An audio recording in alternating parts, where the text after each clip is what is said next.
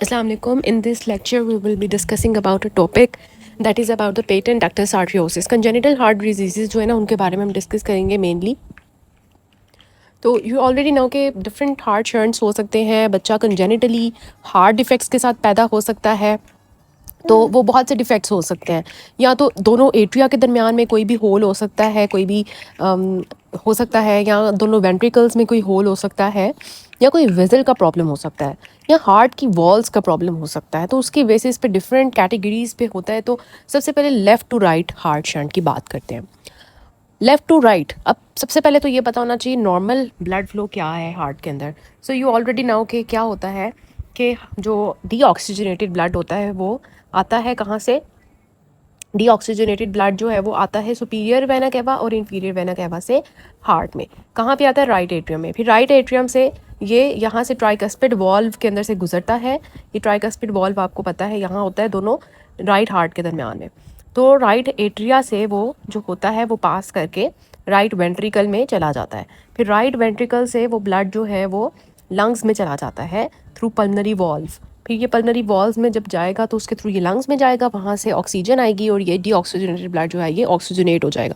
जब वो ऑक्सीजनेट हो जाएगा तो वो जो जिसमें ऑक्सीजन है रेड ब्लड वो आएगा कहाँ पर? लेफ़्ट एट्रियम में. और लेफ़्ट एट्रियम से फिर माइट्रल वॉल्व के थ्रू वो ब्लड जो है वो कहाँ चला जाएगा? लेफ़्ट वेंट्रिकल में. और फिर लेफ़्ट वेंट्रिकल में जब ब्लड आएगा तो वो पूरी बॉडी में एओर्टा के थ्रू फैल जाएगा. तो बेसिक नॉलेज ये है. उसके बाद हम बात करेंगे कि मसला क्या होगा. ओके, मसला क्या होगा. अब अगर for example ventricle septal defect की बात करें कि दोनों वेंट्रिकल्स का जो सेप्टम है, दोनों वेंट्रिकल्स के दरमियान में जो वहाँ पे होल है. अब बच्चा इस तरह पैदा हुआ, फॉर एग्ज़ाम्पल डाउन सिंड्रोम के बच्चे होते हैं मोस्टली, ये सेप्टल डिफेक्ट्स के साथ पैदा होते हैं. तो अब फॉर एग्ज़ाम्पल यहाँ पे डिफेक्ट है दोनों वेंट्रिकल्स राइट एंड लेफ़्ट के दरमियान में. तो ऑब्वियसली फिर क्या होगा कि क्योंकि आपको पता है जो लेफ़्ट हार्ट होता है ना उसमें प्रेशर ज़्यादा होता है. तो जो ब्लड होता है वो फ़्लो करता है from high pressure to low pressure. तो यहाँ पे जो ब्लड है वो राइट वेंट्रिकल में जाएगा फ्रॉम द लेफ़्ट वेंट्रिकल, जिसकी वजह से ये इसको हम कहते हैं राइट टू लेफ़्ट शंट. इसी तरह एट्रियल सेप्टल डिफेक्ट मतलब दोनों एट्रिया के दरमियान में होल है, दोनों एट्रिया के दरमियान में होल्स होगा. तो यही होगा कि लेफ़्ट एट्रिया से राइट एट्रिया में ब्लड जो है वो शंट कर रहा होगा. तो this is actually left to right shunt. Patent ductus arteriosus जो हमारा मेन टॉपिक है, अगर उसमें बात करें तो यू ऑलरेडी नाउ हमने फीटल सर्कुलेशन डिस्कस की थी. आपको अगर याद हो तो उसमें हमने देखा था कि जो फीटल सर्कुलेशन है उसमें क्या होता है कि एक्चुअली एक डक्टस आर्टरियोसिस होती है जो कि कनेक्ट कर रही होती है एओर्टा और पल्मनरी आर्टरी को. तो अब ऑब्वियसली जब यहाँ पे कनेक्शन होगा तो ये फीटल सर्कुलेशन में तो उसका हेल्प होगी ना, क्योंकि फीटल सर्कुलेशन में लंग्स काम नहीं कर रहे अभी, उसको डायरेक्ट ऑक्सीजन जो है वो मदर से आ रही है. तो इस वजह से ये हेल्पफुल है. लेकिन जब एक बच्चा पैदा हो गया है तो उसके लंग्स में रेजिस्टेंस जो थी पहले वो ज़्यादा थी, जिसकी वजह से लंग्स में ब्लड फ्लो नहीं कर रहा था. अब उसके लंग्स में रेजिस्टेंस ख़त्म हो गई है. तो ऑटोमेटिकली क्या होगा कि जब रेजिस्टेंस ख़त्म हो जाएगी तो ये पेटेंट डक्टस आर्टरियोसिस नहीं रहेगा, ये डक्टस आर्टरियोसिस बंद हो जाएगा. जो पल्मनरी आर्टरी है और एओर्टा का कनेक्शन है ये ख़त्म होना चाहिए. लेकिन अगर उसमें ख़त्म नहीं होगा तो फिर इसमें भी क्या होगा? लेफ़्ट टू राइट शंट होगा. कि लेफ़्ट टू राइट शंट मतलब लेफ़्ट साइड का जो पल्मनरी आर्टरी का ब्लड है वो एओर्टा में जाने लग जाएगा. तो ऑलरेडी आपको ये समझ आ गई कि लेफ़्ट टू राइट शंट चल रहा है. तो लेफ़्ट टू राइट शंट की वजह से क्या होगा कि क्योंकि लेफ़्ट में कौन सा ब्लड होता है, लेफ़्ट में कौन सा ब्लड होता है, यहाँ पे पेटेंट डक्टस आर्टरियोसिस में एक्चुअली एओर्टा से ब्लड जो है वो पल्मनरी आर्टरी में जाएगा क्योंकि वहाँ पे हाई प्रेशर है. ये मैंने उल्टा बोल दिया. तो एओर्टा से जब पल्मनरी आर्टरी में ब्लड जा रहा होगा, ओके, क्योंकि एओर्टा में ब्लड प्रेशर ज़्यादा है. ये बात समझ आ गई. तो अब मैंने आपको बताया कि लेफ़्ट से राइट शंट जा रहा है. तो लेफ़्ट साइड ऑफ हार्ट में आपको नज़र आ रहा है कि ऑक्सीजनेटेड ब्लड है, इसमें ऑक्सीजन है. तो अगर लेफ़्ट टू राइट शंट होता भी है तो क्योंकि उसमें ऑक्सीजन है तो इतना मसला नहीं होगा. शुरू में नहीं होना चाहिए ना मसला, क्योंकि ब्लड के अंदर तो ऑक्सीजन है तो हमें वही तो चाहिए, कोई मसला नहीं है. लेकिन जब ये कंडीशन जो है लेफ़्ट टू राइट शंट वाली ये ज़्यादा देर तक रहे, शुरू में तो एसाइनेटिक है लेकिन जब ज़्यादा देर तक रहे, क्रोनिकली रहे, ओवर टाइम क्या होता है कि जब ये बहुत ज़्यादा देर तक रहती है तो जो लंग्स होते हैं ना उसमें ना क्या होने लग जाता है कि क्योंकि लेफ़्ट हार्ट से राइट हार्ट में ब्लड आ रहा है और वो राइट हार्ट से फिर लंग्स में जाई जा रहा है. ऐसे ही होगा ना. क्योंकि लेफ़्ट से राइट जा रहा है ना, तो राइट हार्ट ने तो ब्लड लंग्स में भेजना है। अब जितना लेफ़्ट से राइट शंट होगा उतना ही ब्लड राइट हार्ट से लंग्स में जाएगा, और जितना ज़्यादा लंग्स में जाएगा लंग्स में प्रेशर बढ़ जाएगा। लंग्स में प्रेशर बढ़ी जाएगा बढ़ी जाएगा बढ़ी जाएगा, एक कंडीशन आएगी जिसको कहेंगे chronic pulmonary overload, which results in increased flow into pulmonary artery, और अल्टीमेटली लंग्स जो है उनके अंदर वैस्कुलर हाइपरटेंशन शुरू हो जाएगी। और लंग्स कहेंगे नहीं, अब यहाँ पे मज़ीद ब्लड नहीं भेजना, तो अल्टीमेटली जो राइट हार्ट का प्रेशर है वो लेफ़्ट हार्ट से ज़्यादा हो जाएगा, क्योंकि लंग्स में इतना प्रेशर है कि वो वापस बैक फ्लो करेगा ब्लड को। तो ये जो पहले लेफ़्ट टू राइट शंट चल रहा था ये रिवर्स हो जाएगा, ये अब राइट टू लेफ़्ट शंट शुरू हो जाएगा। अब ऑब्वियसली जब राइट से लेफ़्ट शंट शुरू होगा तो राइट हार्ट में डीऑक्सीजनेटेड ब्लड है, तो वो जब लेफ़्ट हार्ट में जाएगा तो ऑक्सीजन के बगैर वाला ब्लड अब बॉडी में जाएगा, जिसकी वजह से साइनोसिस शुरू हो जाएगी। तो ये बात मेन आती है कि लेट साइनोसिस होती है इन बीमारियों में, जो कि हमने देखा atrial septal defect, ventricular septal defect और पेटेंट डक्टस आर्टियोसिस। तो क्या समझ आई? शुरू में लेफ़्ट टू राइट फ्लो था, आहिस्ता आहिस्ता पल्मोनरी ओवरलोड शुरू हो गया, फिर पल्मोनरी हाइपरटेंशन हो गई, जिसकी वजह से वो रिवर्स हो गया, राइट टू लेफ्ट शंट शुरू हो गया, जिसको हम ईज़नमेंगर सिंड्रोम कहते हैं। ईज़नमेंगर सिंड्रोम की समझ आई कि जो पहले लेफ़्ट टू राइट शंट चल रहा था वो अब राइट टू लेफ्ट शंट चल रहा है, और अल्टीमेटली क्योंकि अब ये डीऑक्सीजनेटेड ब्लड है तो पूरी बॉडी में साइनोसिस होगी। सो एट बर्थ क्या होता है? At birth the left side of heart has higher pressure than the right side, so the blood naturally flows from the left to right if there is any abnormal connection. That is why the defects like ventricular septal defect, atrial septal defect, patent ductus arteriosus are called as left to right shunts. Initially this does not cause cyanosis because oxygenated blood is just being recirculated back to the lungs, जो मैंने आपको बात बता दी। फिर ventricular septal defect में क्या होता है कि ब्लड जो है वो हाई प्रेशर लेफ्ट वेंट्रिकल से लो प्रेशर राइट वेंट्रिकल में जाता है, जिसकी वजह से लंग्स में ब्लड फ्लो ज़्यादा होता है, फिर वो आहिस्ता आहिस्ता लंग्स में हाइपरटेंशन शुरू करा देता है, और फिर उसकी वजह से क्या होता है? हार्ट फेलियर का भी होने का इशू होता है। एट्रियल सेप्टल डिफेक्ट में भी वही है कि राइट जो एट्रियम है उसमें प्रेशर कम है और लेफ़्ट एट्रियम में प्रेशर ज़्यादा है, जिसकी वजह से शुरू में तो लेफ़्ट टू राइट शंट होगा, लेकिन क्रोनिकली बहुत ज़्यादा फ्लो जब राइट हार्ट और लंग्स में हो जाएगा तो ये रिवर्स कर जाएगा। लेकिन जो एट्रियल सेप्टल डिफेक्ट्स होते हैं ना, ये एसिम्प्टोमेटिक रहते हैं, लेकिन अल्टीमेटली पैराडॉक्सिकल एम्बोलाई जो है वो कॉज कर सकते हैं। पैराडॉक्सिकल एम्बोलाई क्या होता है कि हार्ट में कोई चला, कोई एम्बुलस बना, और वो जो है ना पीछे सर्कुलेशन में चला गया, वीनस सर्कुलेशन में, स्पिरिन वेना कैवा से, ठीक है। फिर पेटेंट डक्टस आर्टरियोसिस। पेटेंट डक्टस आर्टरियोसिस मैंने आपको बताया कि एबनॉर्मल कनेक्शन होता है जो कि फीटल सर्कुलेशन में होता है नॉर्मली एओर्टा और पल्मोनरी आर्टरी के दरमियान में। तो ये तो फीटल लाइफ में नॉर्मल है, लेकिन बर्थ पे क्या होता है, जब सिस्टेमिक प्रेशर हायर हो जाता है तो ब्लड जो है वो एओर्टा से पल्मोनरी आर्टरी में जाना शुरू कर देता है, जिसकी वजह से अल्टीमेटली वही होगा, पल्मोनरी सर्कुलेशन बढ़ जाएगी और फिर आहिस्ता आहिस्ता वो पल्मोनरी वेसल्स डैमेज होंगी, और फिर क्या होगा कि पल्मोनरी आर्टरीज बहुत ज़्यादा थिक हो जाएंगी, रेजिस्टेंट हो जाएंगी, पल्मोनरी हाइपरटेंशन क्रिएट कर लेंगी, फिर इतना ज़्यादा प्रेशर हाई हो जाएगा कि शंट जो है वो रिवर्स कर जाएगा, कि अब ब्लड जो है वो राइट से लेफ्ट जाएगा लंग्स को छोड़ के। ओके, तो this is called as Eisenmenger syndrome. जब ये रिवर्सल हो जाएगा तो डीऑक्सीजनेटेड ब्लड सिस्टेमिक सर्कुलेशन में जाएगी और साइनोसिस होगी, क्लबिंग होगी, पॉलीसाइथीमिया होगा। इसी वजह से जो लेफ्ट टू राइट शंट्स होते हैं वो लेट साइनोसिस कॉज करते हैं, जबकि जो राइट टू लेफ्ट शंट्स होते हैं वो अर्ली साइनोसिस कॉज करते हैं। तो इसलिए हमें समझ आ गई कि शंट्स का क्या सीन है, क्योंकि लेफ्ट टू राइट शंट्स जो है उसमें तो लेफ्ट में ऑक्सीजनेटेड ब्लड है, तो वो बेशक राइट में चला जाए ऑक्सीजनेटेड ही रहेगा, इस वजह से लेट साइनोसिस जब वो ईज़नमेंगर सिंड्रोम डेवलप होगा पल्मोनरी हाइपरटेंशन की वजह से। लेकिन अगर राइट टू लेफ्ट शंट शुरू से ही हो रहे हैं तो वो तो राइट हार्ट में तो वैसे ही डीऑक्सीजनेटेड ब्लड है, तो वो तो हमारी बॉडी में डीऑक्सीजनेटेड ब्लड चला जाएगा, जिसकी वजह से अर्ली साइनोसिस होगी। तो initially it is harmless, then later it becomes cyanosis. Okay, तो ये आपने कंजेनिटल हार्ट डिजीज़ को यहाँ से देखना है, लेफ़्ट टू राइट शंट्स को देखना है कि these are acyanotic at presentation, cyanosis में occur years later. Okay, they occur years letter.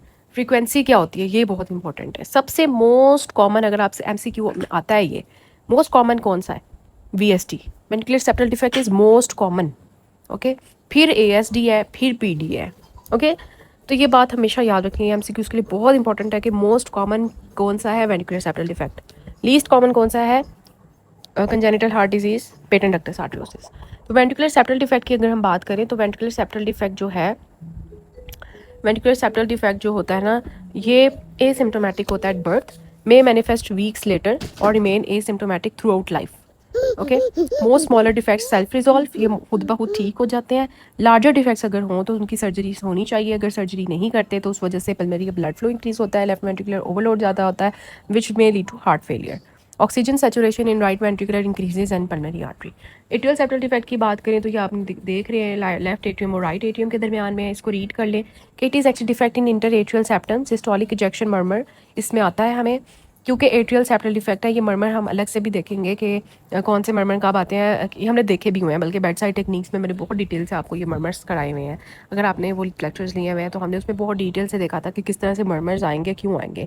तो देखें होता क्या है कि सिस्टोलिक इजेक्शन मर्मर आता है कि जैसे ही हार्ट पंप करता है ना तो इजेक्शन के वक्त मर्मर आता है, ठीक है, कि हार्ट जो है ना वो राइट जो एक्चुअली उसमें आता है, और वाइल्ड फिक्स स्लिट S2 आती है, second heart sound fix slit के साथ आती है। ये भी हम डिटेल से डिस्कस कर चुके हैं कि क्यों आती है। जब हम ये फर्स्ट स्लिट जो है फैमिली से देखेंगे ना ये मर्मर्स, तो वहाँ पे हम इसको दोबारा डिस्कस कर लेंगे इस कॉन्सेप्ट को, ठीक है।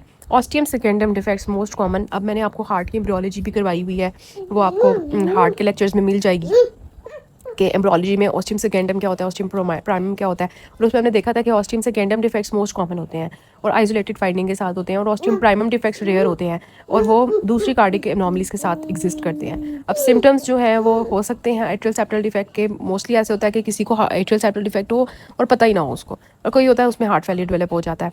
It is distinct from patent ductus ovale which is due to failed fusion. तो atrial septal defect is not patent form an ovale, that is another thing. इसमें क्या होता है, oxygen saturation right atrium right ventricle में ज़्यादा हो जाती है और पल्मोनरी आर्टरी में, जिसकी वजह से पैराडॉक्सिकल एम्बोलाई जो होता है ना वो बनने का खतरा होता है, जिसमें एक्चुअली क्या होता है कि जो भी सिस्टेमिक एम्बुलस होगा ना वो एट्रियल सेप्टल डिफेक्ट से क्या करेगा, उधर से जो है ना आएगा और बाईपास करेगा लंग्स को और सिस्टेमिक बन जाएगा, ठीक है। सिस्टेमिक वीनस एम्बुलाई जो होता है ना, they use atrial septal defect to bypass lungs and become systemic arterial embolize, ठीक है, कि मतलब राइट हार्ट से ये एम्बुलस आया और क्योंकि हार्ट में डिफेक्ट था तो वो यहाँ से गुजर के सिस्टेमिक सर्कुलेशन में चला गया, ठीक है। This is actually what patent, this is actually paradoxical emboli, okay. उसके बाद डाउन सिंड्रोम मैंने आपको बताया कि इसमें होता है, डाउन सिंड्रोम के पेशेंट्स में एट्रियल सेप्टल डिफेक्ट होता है। फिर पेटेंट डक्टस आर्ट्रियोसिस की हम बात करते हैं कि फीटल पीरियड में जो नॉर्मली क्या होता है कि शंट जो होता है वो राइट से लेफ्ट होता है। ये हमने बात की थी कि फीटल पीरियड, हमने फीटल सर्कुलेशन डिटेल से डिस्कस की हुई है कि उसमें क्या होता है, राइट हार्ट से जो ब्लड है, मतलब पल्मोनरी एओर्टा से ब्लड जो है वो एओर्टा में जा रहा होता है, ठीक है, पल्मोनरी आर्टरी से, क्योंकि लंग्स फंक्शनल नहीं होते तो वो सीधा वो ऐसे ही राइट एट्रियम में ब्लड आया, राइट वेंट्रिकल में गया तो वो पल्मोनरी आर्टरी के थ्रू ये नहीं करता कि वो लेफ्ट एट्रियम में आए और फिर वो सारा, वो क्या करता है पल्मोनरी आर्टरी से डायरेक्ट एओर्टा में चला जाता है, बाईपास करता है लंग्स को। लेकिन उसके बाद क्या होता है, जब बच्चा पैदा होता है तो उसकी पल्मोनरी रेजिस्टेंस कम हो जाती है क्योंकि उसके लंग्स काम करने लग जाते हैं, तो शंट जो है ना वो अब लेफ़्ट टू राइट हो जाता है, मतलब अब जो ब्लड होगा वो एओर्टा से जो है ना पल्मोनरी आर्टरी में जो है ना जाएगा, ठीक है, क्योंकि अब लंग्स काम करने लग गए हैं। तो this is actually left to right shunt.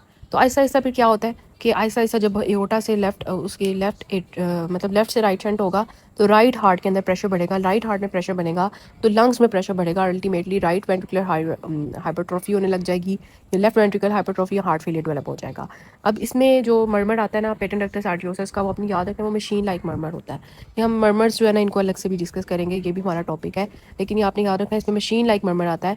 और ये भी बहुत इंपॉर्टेंट कंसेप्ट है, ये हमने बात की थी फीटल सर्कुलेशन में कि पेटेंट डक्टस आर्ट्रियोसिस जो है ना वो पेटेंसी कैसे रहती है बच्चों के अंदर, जब बच्चा पैदा नहीं हुआ होता वहाँ पे प्रोस्टाग्लैंडिन ई होते हैं जो पेटेंसी मेंटेन रखते हैं, और लो ऑक्सीजन टेंशन जो होती है ना वो इसको मेंटेन रखते हैं। लेकिन जैसे ही बच्चा पैदा होता है तो प्रोस्टाग्लैंडिन कम हो जाता है, जिसकी वजह से ये जो एओर्टा और पल्मोनरी आर्टरी का कनेक्शन है ये ख़त्म हो जाता है। तो अगर हम इसको ये ट्रीट नहीं करेंगे, अगर बच्चा पैदा हुआ है उसका पेटेंट है ये, तो अगर हम ट्रीट नहीं करेंगे तो it will result in late cyanosis, okay. तो बच्चा पैदा हुआ तब तो साइनोसिस नहीं हुई, लेकिन बाद में जब ईजेनमेंगर डेवलप हो जाएगा तो फिर ये साइनोसिस डेवलप होने लग जाएगी। It is normal in utero and normally closes soon after birth. So this is patent ductus arteriosus, it is actually a connection between aorta and pulmonary artery. तो ये हमने बात कर ली। फिर ईजेनमेंगर क्या होता है हमने बात की कि शुरू में तो शंट लेफ़्ट टू राइट होगा इनके अंदर वीएसडी में, एसडी में और पीडीए में, लेकिन जैसे जैसे शंट बढ़ी जाएगा, राइट हार्ट में प्रेशर बढ़ेगा, लंग्स में प्रेशर बढ़ेगा, तो लंग्स में जो है हाइपरटेंशन डेवलप हो जाएगी। फिर जब लंग्स में हाइपरटेंशन होगी तो राइट वेंट्रिकल में ब्लड जो है बैक फ्लो करेगा, क्योंकि लंग्स ब्लड को एक्सेप्ट नहीं कर रहा, राइट वेंट्रिकल हाइपरट्रोफी शुरू हो जाएगी। फिर शंट जो है वो आहिस्ता आहिस्ता जो है वो क्या होगा कि क्योंकि राइट वेंट्रिकल का प्रेशर लेफ्ट वेंट्रिकल से बढ़ जाएगा, तो अल्टीमेटली क्या होगा, शंट जो होगा वो राइट टू लेफ्ट हो जाएगा, जिसकी वजह से शुरू में तो साइनोसिस नहीं होगी, लेकिन अब क्योंकि राइट वेंट्रिकल का डीऑक्सीजनेटेड ब्लड लेफ्ट हार्ट में जा रहा है तो ये पूरी बॉडी में जाएगा और साइनोसिस कॉज करेगा, क्लबिंग, पॉलीसाइथीमिया कॉज करेगा। अब age of onset varies depending on size and severity of initial left to right shunt. तो अब इसका एमसीक्यू डिस्कस करते हैं हम लोग, ये हम बाद में डिस्कस करेंगे जब हमारा एमसीक्यू इससे रिलेटेड आएगा, कॉन्ट्रैक्शन ऑफ एओर्टा वगैरह, ठीक है। Most common congenital vessel anomaly, अब हमने ये बात की थी कि एएसडी जो होता है वो दरमियान में होता है, ठीक है। वीएसडी इज़ मोस्ट कॉमन बच्चों में, ठीक है, ये हमने बात की, ठीक है।